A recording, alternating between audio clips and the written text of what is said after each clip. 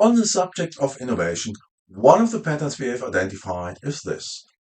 In science and innovative networks, many experts argue that the needed solutions for the colossal problems we face are available today. However, they get stuck in the system by default. Key questions have become: where is the listening to what innovators really need to get the high to highest impact innovations through the system? Where are the innovation and research processes based on Einstein-Newton-Darwin practices and the problem-solving practices of individuals like Steve Jobs and Jacinda Ardern? Where's the support and funding for non-technical innovation? With extensive experiences in this field, let's get to the bottom of this matter. Let's start by looking at how innovation works today. Today's innovation processes are typically based on the linear process model and designed for in-the-box innovations. When innovations are in line with these characteristics, innovators are welcome and can receive needed support. But there are complications, like technical innovations only, more of the same in a different look and feel, marginal improvements, symptom treatment, and high innovation failure rates. Dramatic consequences have become huge budgets locked into foreseeable failure as innovations conflict with relevant laws of nature, miss out on the same root causes other innovators get hit by, the same lessons are lost and relearned again and again. And another consequence is no resources and funding left for high to highest impact innovations. Let's move on to what real innovation is supposed to be about. In part 3.2, we have already identified such an example. With the exact and in-the-box practices, the phone industry was trying to reinvent the phone step by step. Steve Jobs ignored the standard innovation process and the smartphone was born. But then, how many others have the drive, skills, and position Steve Jobs had? Where are the innovation processes that match the positive characteristics Steve Jobs applied? Where are the funders who adjust the requirements for the characteristics of Steve Jobs' innovation process? Whatever the situation, let's now look at today's innovation processes for high to highest impact innovations. Sooner or later, innovators need support and funding. With the lean startup best practice and funding requirements, proof has to be provided in small steps. The trouble is that high to highest impact innovations to complex problems rarely fit this requirement. It leads to this unavoidable question: can you adjust your innovation to fit our processes? Well, this question is against the very nature of what true innovation is supposed to be about. Those who try may give up as it is impossible to provide proof in small steps, or the conditions are out of line with the innovator's contributions.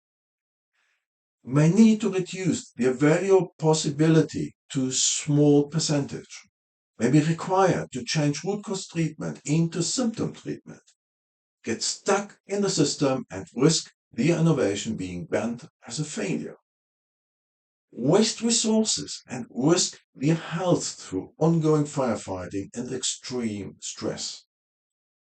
Here we have further root causes of the highest damage. We need solvable root causes. Further tweaking and twisting the existing innovation processes is unlikely to make a difference. This situation leads to two root causes standing out. Innovation process for innovations beyond the level 1 tipping point of complexity is missing. Non-technical, high to highest impact innovations receive no support and funding by default. In other words, we need a complementary innovation process. It needs to be designed for unleashing high to highest impact innovations at both technical and non-technical innovations. Let's call this the open innovation process and the existing one the exact innovation process. Let's also add non-technical innovation to the exact innovation process.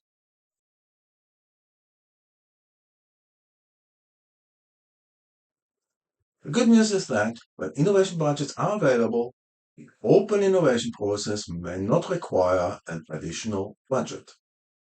Instead, budgets locked in foreseeable innovation failure can be freed. Moving 30% of existing innovation budgets to open innovation should be a good starting position. In the open innovation process, technical and non-technical innovations are prioritized by value creation at the system level. Value is pattern-based. However, cost and income cannot be ignored. Cost and income estimates for multiple scenarios should act as add-on patterns. In step 2, innovators are educated and coached in the relevant high-impact lessons learned, root causes, and laws of nature. Next, innovators are coached to make a first go, no-go decision by themselves. Why this is important? It's the first step to separating those innovations positioned for being executable from those insufficiently thought through.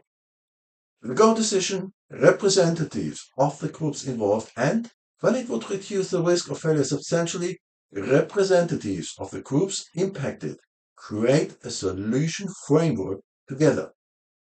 They decide together whether the solution framework is executable and the funding need is adequate.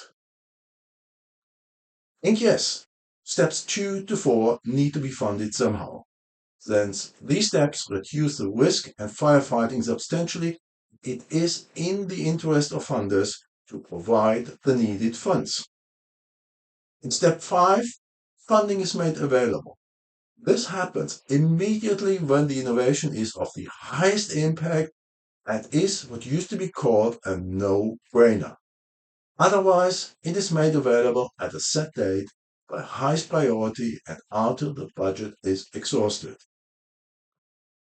Of course, guiding this process and coaching innovators is primarily done by individuals with the skill set for solving complex matters and out-of-the-box innovation experiences.